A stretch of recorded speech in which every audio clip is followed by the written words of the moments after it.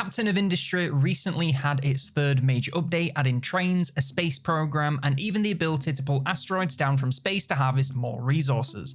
In short, there's never been a better time to get into what I believe is a factory game to rival the mighty Factorio. So if you're looking to get into it and want to know where to start, here's 15 beginner tips to get you moving. Super fast and super obvious bonus tip, but this game has a quest system that teaches you the basics and helps you get started in no time. I know it seems obvious, but just in case anyone's thinking of skipping it, on your first game, follow these objectives and you'll be building full-scale mega bases in no time. Okay, now for the real tips. First of all, don't grow too quickly. The first thing you should know about Captain of Industry is that it's both a factory game and a colony sim. Before you click away thinking how can that possibly work, I assure you it works just fine. And the colony aspect is basically just another part of the factory, so it really doesn't pull you out. All it means is every factory and truck and eventually rocket ship needs workers. These workers live in your settlement buildings and they require an ever-expanding laundry list of resources to stay happy and working. Initially this is just food, but eventually they'll want crazy luxuries like water and power and the possibility of retiring before they die. Look, if I can't have it, then neither can any of you. The point is, they're not free, so whilst it may be tempting to fill up all of your empty housing so you have tons of workers waiting in the wings, all they're doing is consuming resources whilst producing nothing. Instead, slowly increase your population when needed, and whenever you do, also expand your production for everything that they might need. That way you don't get stuck in the cycle of adding more population, the new population drains all your resources, resulting in a crisis, causing a bunch of people to leave, meaning no one can even work to create the required resources, and so on. Just take it easy. Unless you're speedrunning this game, it's a marathon, not a sprint. Tip number 2 is to dump tactically. There's all kind of waste in game, from the actual garbage generated by your colony to excess materials like rock, dirt and slag from your mines and furnaces. Eventually you'll be able to make use of some of these products, but early on your only option is to dump them. However, if you dump everything in one place, you'll likely need to come back later and sort through it if you need to make space or start processing some materials. My advice would be to make specific areas where you dump each kind of product. To do this, you simply place a mining tower and specify what resources you want to be dumped in that area. Then create a dump site in that area and your trucks will start taking resources to that assigned dump site. It sounds excessive, but it will make it far easier to sort through later. At the very least, dump garbage in its own area, as it's the one you're able to process the easiest and totally get rid of. Slag, dirt and rock can technically be dumped in the same place, but if you really want to be organised and have everything looking neat, it doesn't hurt to keep them all separate. Also, bonus dumping tip, instead of dumping anywhere, any material you're not likely to clean up anytime soon, such as dirt, rock and realistically slag, dump them in places that are beneficial to you, such as to make a ramp to access a new area of the map. That way, when you run out of space, you already have a way to reach new ground, instead of having to dig yourself up there or spend a bunch of time waiting. Tip number 3 is to deforest with direction. When you first make landfall, every map will be positively covered in trees. This is useful, as wood is a material you will need all game long. However, trees do block construction, so it can be a little bit annoying when they're in your way. When selecting an area to be cut down, instead of selecting every tree on the map so you don't have to bother ordering it again, select smaller areas of the map you want cleared out first to make you a little space. Yes, this means you'll need to give the order a bunch of times over the course of the game, but you'll gain more usable space quicker, so be able to build up your factory quicker, and spend less time sitting around and waiting. Once you've got a fairly large chunk of space and you're not taking it all up, then you can start to give larger, less specific orders, but early on, keep it concentrated. Tip number 4 is don't use too many trucks. In stark contrast to Factorio, early on your only option for transporting goods is trucks. They transfer resources around to construct new buildings, provide for your factories and dump your waste. This is fine in the early game when you have no other options, but as soon as possible, you want to cut them out for a large number of reasons. First of all, efficiency. Trucks can only transport a limited amount of goods at a time and have to spend time going back and forth to move them. Conveyor belts, however, provide a steady supply of goods to make it much easier to optimize. Trucks also need fuel, so are burning resources to simply move stuff around. Technically, conveyor belts consume a little bit of power, but in the grand scheme of things are much more resource efficient, so a much better choice. And lastly, worker usage. Your workers need to drive your trucks. If they're going to spend all their time going back and forth between two factories 6 feet apart, you're going to need to make more trucks using more resources and workers, whereas the humble conveyor belt needs no workers and leaves your trucks free to get on with other jobs. Later in the game, you'll be able to make use of trains to move around vast amounts of resources all over the map, and these are far better than trucks for the same reasons. Don't get me wrong, you won't ever get to the point where you don't need trucks at all, but I'd make it a goal to use as few as possible whenever you can.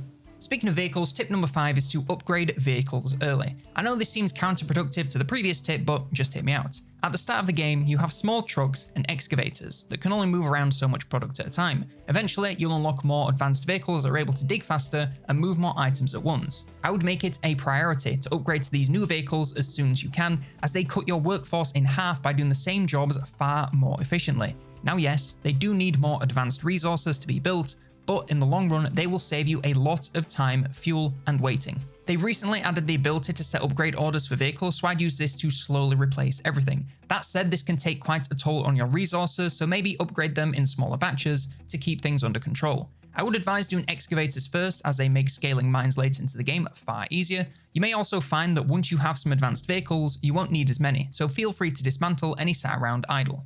Tip number 6 is to know your ratios. This is one of those classic tips that goes for any factory game, but it bears remembering. Belts, trucks, trains, and everything else that moves stuff around can only hold and move a certain amount of resources per second. It's well worth learning common ratios, like belt transport rates, so you can plan out areas of your factory much easier without having to come back and move everything around later. It's also a good idea to get an estimate of how much of each resource is being consumed around your factory, so you can ensure your production can meet the demand. It can really halt your progress if you run out of something crucial like steel, copper, or fuel. Some resources are harder to do this for than others, but just do a rough add up of everything being consumed and make sure production comfortably covers that. And if you don't want to work it all out in your head, then you can use the search bar as a calculator.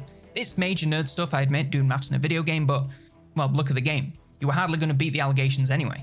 Tip number 7 is to build incrementally. Expanding your factory is of course a major aspect of the game and is the only way to increase production and make new goods.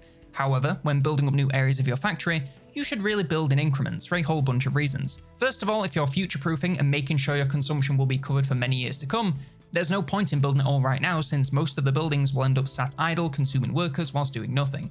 Secondly, if you set everything to be built at once but don't have the resources to complete everything, there's a good chance the production chain will not function, so be sat idle waiting for everything to be finished. If you instead build a small, functional section of the factory first, it can be chugging along as the rest is built up over time.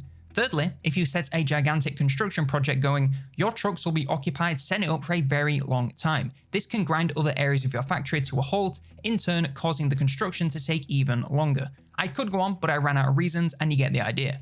In the later game, when you have resources and people to spare, them by all means. If it's needed, set that 1,000 building factory to go all at once, just for the hell of it. But early in the game, when resources are a little bit tighter, just take it a little bit at a time. It seems counterproductive, but it will save you a lot of time and headache in the long run. Tip number 8 is to not sleep on building tools and blueprints. This is another one that sounds really obvious but may not be all that clear when you first start out. The building tools technology is early in the tree and is well worth picking up as soon as you can. It comes with a large number of powerful tools that will make factory building far easier and more enjoyable. The one that you make the most of is planning mode. This allows you to place ghosts of buildings so you can plan out your factory without having to pause the game to stop your workers from bringing over the resources to get building. Be warned, workers treat ghosts as real buildings so will drive around them. So if you're planning out something big, it's worth doing it somewhere out of the way to allow them free movement. Once you're ready to build the ghost for real, you can use the pause tool to get them going. This is also useful for pausing other buildings should you want to hold production for whatever reason. Upgrade does what it says in the tin, allows you to upgrade buildings to their higher tiers. This is most useful for belts and pipes to increase throughput without needing to demolish and rebuild. That said, it's also great for entire factories, but just be warned that not every building can be upgraded, so it may not always be a perfect way to increase production. Copy allows you to copy an area of your factory, which is great when you want to duplicate, say, a smelting setup without having to manually place everything again. Cut allows you to pick up and move ghosts, which is very useful for adjusting placements. Be warned, if you pick something up with cut and right click or deselect in any way, it disappears, so it's worth copying and then moving around that copy so you always have a backup just in case. Copy settings, again, does what it says in the tin and allows you to copy the settings of one building onto another identical building. This is very useful, for example, when building a smelting factory. You can set one furnace to smelt copper and copy those settings to all others to save you a bunch of clicks. Last, but certainly not least, you have the Unity tool. This allows you to spend Unity to instantly transport the required resources for constructions or double a factory's output. This isn't really something you can afford to do all the time as Unity is quite a limited resource, but it can come in very useful for quickly building important areas or to quickly complete small jobs like small pipes and belts. And yes, I realize I haven't explained what Unity is, but I promise I'll come back to it in a second. And super lastly, after you unlock tools, you can also unlock blueprints, and this allows you to select areas of your factory and save them in a library folder to use in any save. It's a great way to build up a library of things that you end up building regularly. Plus, if you're struggling to work out a factory for yourself, you can always download a blueprint from the community. None of these tools are necessary for building a successful factory, but in my opinion, they're great to have and cost basically nothing. Tip number 9 is that a united colony is a successful colony. As I just mentioned, Unity is a very useful resource for speeding along construction and production, but it can also be used for a lot more. It's earned by essentially keeping your population happy and healthy. That means making sure they have access to a variety of foods and plenty of it, running water, electricity, and eventually more complex goods. It can then be spent on what I just mentioned, but also edicts. These are certain passive bonuses you can activate in the captain's office to tweak certain aspects of your factory and colony, and they're split into 2 groups. Population is the colony side of things, so you can reduce food consumption, increase health, and more related to keeping your population happy. Industrial is for your factory, so it can reduce fuel consumption, increase research speed, and more. Essentially, they allow you to spend Unity to ease the load in certain areas, but I treat this as a temporary solution whilst you work to meet the real demand. Alternatively, you can increase consumption on certain goods like food in exchange for more Unity, but I'd only do this if you're really drawing in a lot of resources. Lastly, Unity is also required for offshore facilities such as oil rigs and mines. These are found in the world map and once repaired, can provide you with resources via cargo ships. There is an in-game quest that teaches you this, so I won't go into it too much, but the bottom line is these can provide you with resources you can no longer gain from your own island, so are well worth investing in and doing it early. And the reason for that is tip number 10, resources are limited. By default, in-game, no resource is unlimited. Eventually, you'll dig up all the ore you can find and pump the oil wells dry, and that means you need to be both ready and efficient. Ready because you don't want your iron mine drying up and you lack the necessary iron to build a new one. You want to scope out other deposits on the map and prepare them for use before your current one runs out. If there's nothing accessible on your map, then check the world map for offshore rigs or trades with other settlements to keep things moving. As long as you have a plan in place and you're not caught off guard, you should be mostly okay. And efficient because you should use the most efficient processes possible to make the most of your limited resources. Once you can create power using boilers and turbines, you should move away from diesel generators as they're far less resource efficient. Once you can use advanced smelting to get more final product per ore, you should do that to make the most of your raw materials. It's not something you need to be worried about super early on, as it'll likely take a few hundred years to run your first deposit dry. Just make sure you're keeping an eye on things so they don't quickly spiral out of control. Tip number 11 is tweak settings to be just how you like. If you're not a big fan of very limited resources, then you can always tweak your settings. If you want to keep things simple, then just select one of the 3 presets, and so far I've stuck to Captain and had a pretty good time. You can also toggle a few mechanics to tweak things either way. However, if you want to tweak things to be just exactly the way you want them, then you can totally customize your level of difficulty. The difficulty settings in this game are extremely detailed and let you adjust pretty much everything you could possibly want to about your game. Most of these options probably won't mean much to you when first starting out, so I'd stick to one of the pre-mades. But once you're a bit more confident, you can make this game as easy or difficult as you want. The one change I make from Captain is enabling full refunds for deconstruction. I like to move my factory around a lot and be able to do that without wasting resources. As I said, play your first game with one of the presets and then get tweaking once you know what everything means. You can even tweak settings once you're in game, but just be warned, these lock in for a number of years after being changed, so you can't constantly be switching things around. Tip number 12 is to clear the map. As you may have gathered, there's more to the world of this game than your little island. When you first start the game, you have a dock and a ship, and once repaired, this can be used to explore the surrounding area. I would recommend you clear out as much of this area as you can for a couple of reasons. First of all, exploring often nets you resources your ship can bring back to your island to give your economy a boost. You can also find other islands willing to trade, which can be super helpful in a pinch to cover a deficit. These also come into play in the late game with trade routes, so are worth finding early. And most importantly, you can find those offshore facilities like oil rigs and mines I mentioned earlier. Occasionally on your travels, you'll run into enemy ships, and at the start, you won't be able to do much about them.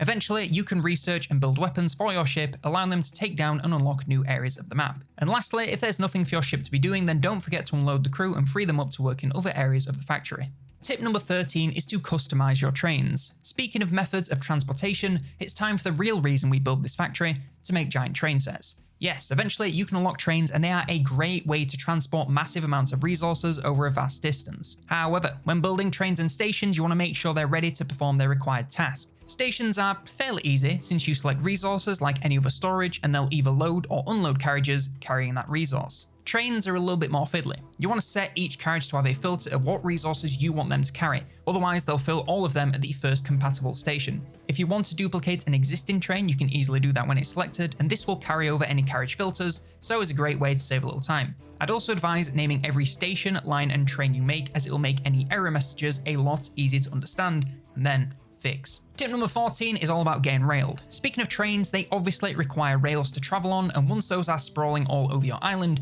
you'll need to make sure that your other vehicles can still get around. Your two options are rail crossings or elevated tracks, and both have their pros and cons. Rail crossings do require your vehicles to wait if trains are going past, which can slow them down, especially at busier crossings. However, elevated rails have to be pretty dang high to clear most vehicles, resulting in more space taken for them to get to and from that height, and more resources consumed in the process. No matter which route you choose, just make sure your vehicles have plenty of opportunities to cross the tracks, otherwise they'll spend a lot of time and fuel going around. And tip number 15 is to just space everything out. Early on, it is very tempting to have everything close together so your trucks don't have to go far, but once trains are in play, you can start to spread things out a whole lot more. Having specific areas for processing ores or crafting advanced items is a great idea. It allows you to build without having to worry as much about cramming things into a difficult area just to save on space. It means you can leave yourself plenty of room to expand each area without having to move everything around.